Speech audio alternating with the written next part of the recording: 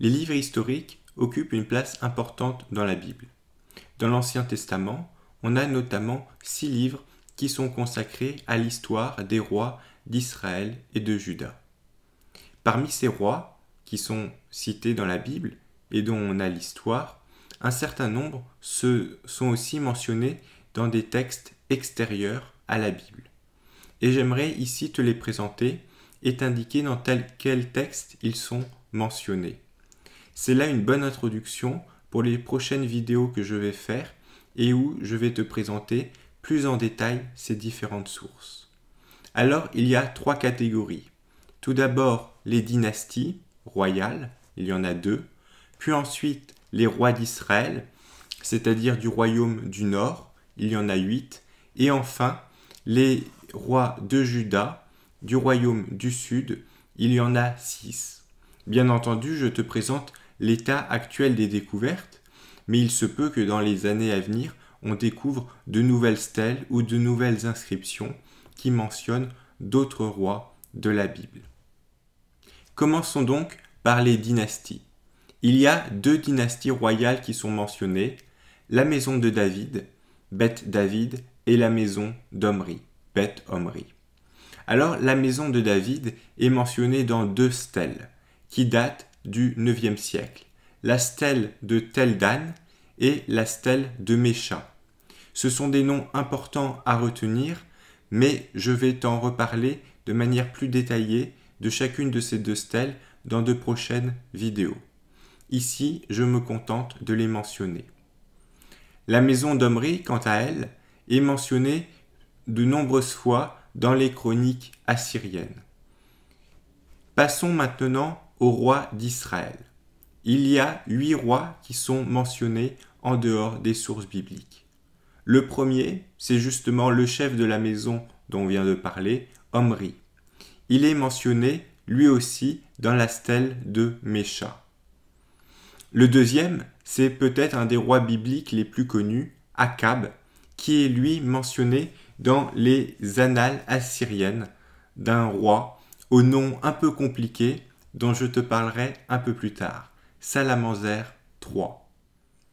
Le troisième roi est Joram, qui est mentionné, lui, encore dans la stèle de Tel Dan.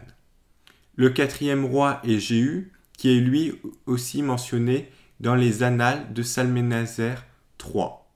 Le cinquième roi est Joas, qui est mentionné dans les annales d'un autre roi qui s'appelle, lui, Hadad Ninari III. Les 3 derniers rois sont Menahem, Péka et Osée, qui eux sont mentionnés tous les 3 dans les annales encore d'un autre roi qui s'appelle Tiglath-Pileser III.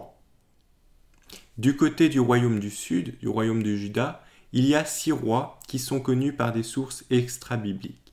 Le premier, c'est Ahazia, qui est mentionné lui aussi dans la stèle de Tel Dan.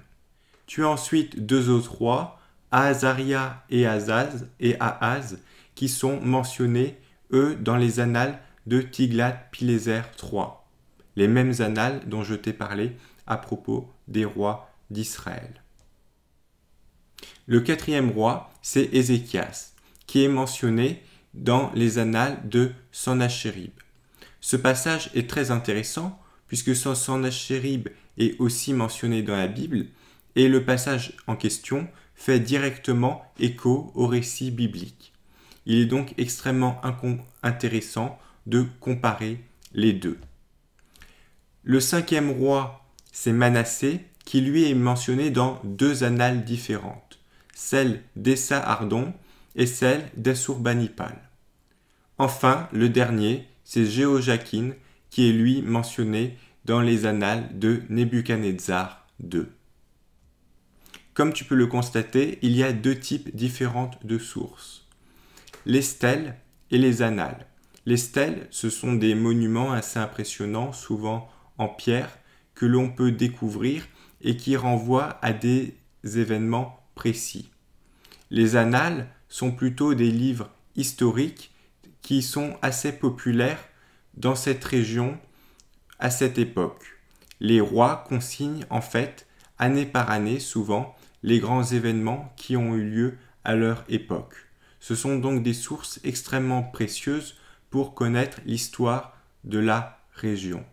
Comme je te l'ai dit en début de vidéo, ici je ne fais que survoler ces sources, mais je te les présenterai au fur et à mesure de manière plus détaillée, car elles sont extrêmement utiles pour mieux comprendre le contexte historique de cette région et donc le contexte historique dans lequel la Bible a été rédigée.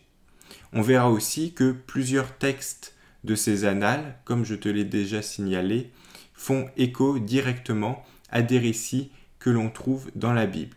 Et donc il peut être intéressant de comparer les deux. C'est ce que nous verrons dans les prochaines vidéos. En attendant, je te dis donc à bientôt.